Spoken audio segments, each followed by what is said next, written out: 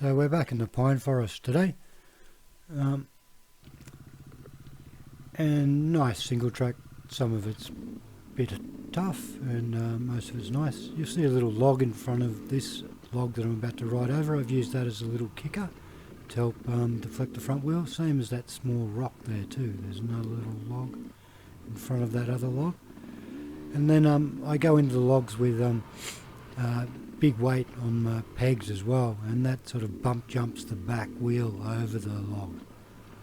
Combine that with a bit of throttle, and that gets you driving and gets the front up and the back landing first, so you don't get kicked in the arse. A little bit of single track here, so a little rut.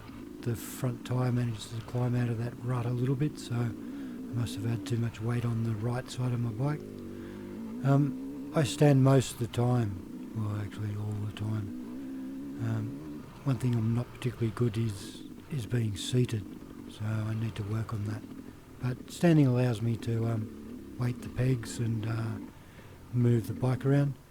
We've got quite a steep little V-gully here, and we sort of climb up and back that. There's a log around the corner here, and I use the root ball to punch the front tyre into, and that helps get me deflected around the corner rather than coming square at the log and then going over the log. We got a little couple of switchbacks here, little sort of 90-degree turns up the hill. Made it a little bit hard for some of the boys in front.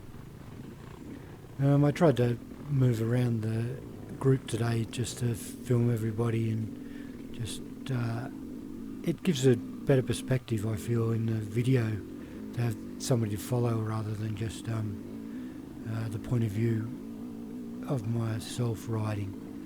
It allows you to see the terrain better and gives you an idea of how much the other people are getting kicked around to how rough the trail is. Down here I take the longest radius around that little corner just to minimise the turn angle and help me keep a little bit of momentum. Little V-gully here, so potentially you can wheelie into it, but that's usually quite harsh, you know, you're landing on the upslope with the bike flat. So I'll try to do that sometimes, but a fair bit of the time I'll just try and roll it.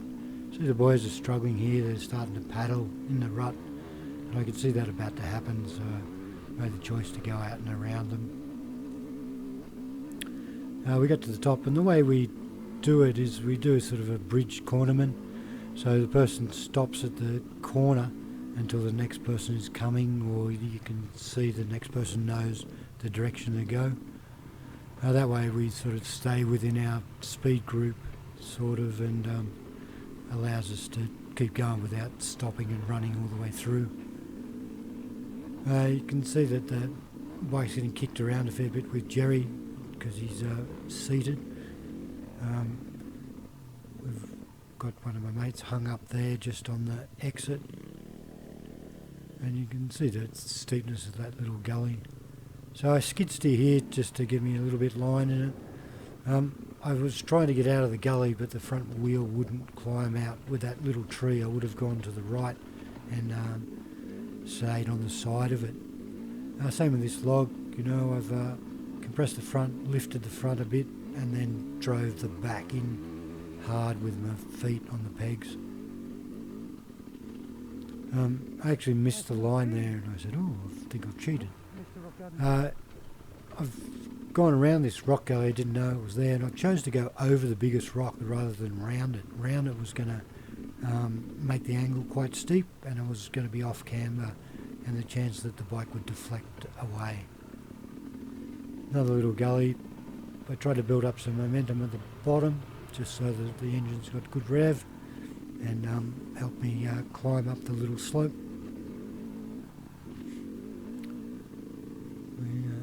Just make sure the other people coming up, and I'm just trying to film them as well, give you an idea of how steep it is as well.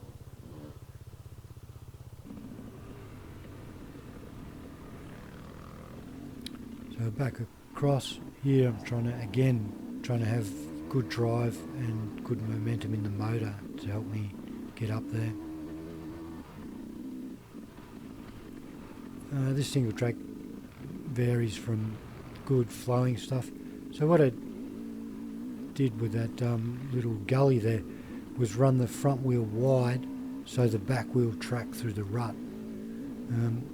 A fair bit of the time the bike has got two different turn angles, so the front will run a different line to the rear tyre depending on how much you lean or how much you steer. So the bikes change direction with both steering and leaning. So the faster you go, the more you lean, you lean the bike's angle. Little wheelie just over those two tree roots, just to minimise how much impacts on the front. I just left this in the video just to give you an idea of the size of the forest. It's not giant, but it's definitely a reasonable size. We ride around a fair bit to try to find our tracks within each of the logging coops. It's an active forest, so they thin it and log it, so some of our tracks get bulldozed out and cut out, and then we go back to the other ones. See there, I've gone around the track here that I've straightened that little hip corner out just to allow me to carry a little bit more momentum and stop my change of angle. Got quite a steep little gully here and it ends in a rut. I've just sort of overtaken somebody. I thought I'd get up the pack a little bit. There's a big tree and a tree root, and I thought that I'd got a good line out of it, but I must have had too much weight on the left side of my bike and I pirouetted down into the gully. And then turned around and then waited for Dan to go past, and it's the back of the queue now. So with some climbs and with the bike too, you're trying to build up some momentum in the flywheel. So some people call it loading the flywheel. You want a fair bit of mass, rotational mass in the motor, so that you get some drive once you let the clutch out. Somebody got hung up here and I moved to get a better video angle, but I actually got a worse angle. I got the tree in the way. We ride as a group every week. There's up to 11 of us. So we're reasonably polite, no one's trying to, apart from myself, you're not trying to chop each other off and, run under each other and, drown each other in puddles and stuff. Our average age is probably 52 or something like that. So you hear here that I build up quite a bit of rotational mass in the flywheel before I start to move, and that helps me project the bike up over that little rock step and gully there. And we got a little bit of a log jam here, people. At this stage the gully's quite deep and we've got people sort of spread out over the track. Some of the people higher in the group were trying to look for traverse exits now. It didn't look amazingly hard and I thought I'd just try and ride up it.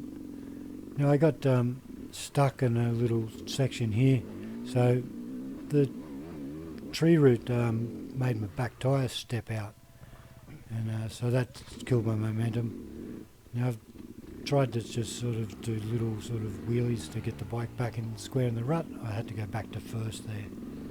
So I try to go in second as much as I can. So here's a perfect wheelbase obstacle. So you've got two tree roots, one at the front wheel, one at the back. And I didn't do this particularly well, it took me a couple of goes. So here I've loaded the flywheel up a little bit to bounce the bike out. And then I've still got stuck on the other tree root, so I need a little bit more throttle to walk the bike over it. See the bike's traversing out now. Again, I've got some rotational mass in the flywheel as well, so that gives me a bit of drive. There's a big rut and sort of a diagonal stick here, so I didn't get very good drive.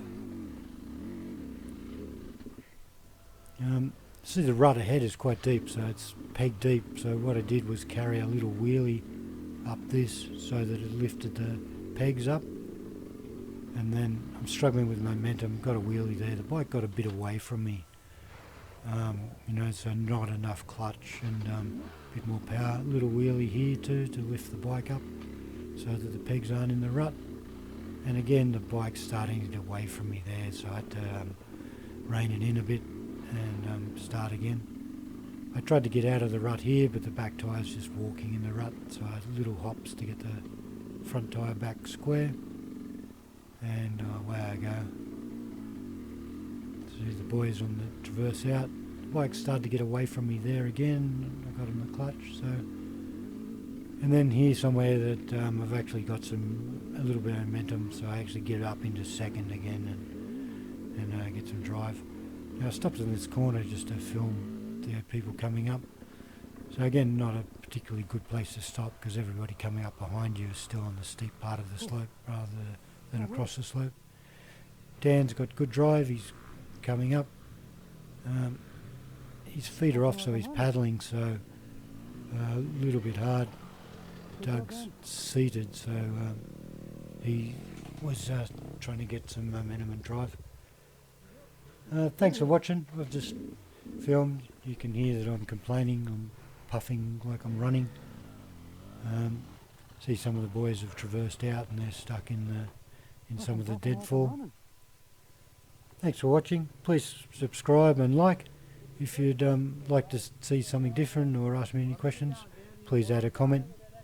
Thanks very much for watching. Yeah, I got through. Bye now. But I was like that all the time, you know. Yeah, up the rut. No, I just sort of had a little bit of a wheelie, so the pegs were higher. I remember going down it not long ago going, fuck this thing. It'd be easy getting back up there. Yeah. It was challenging.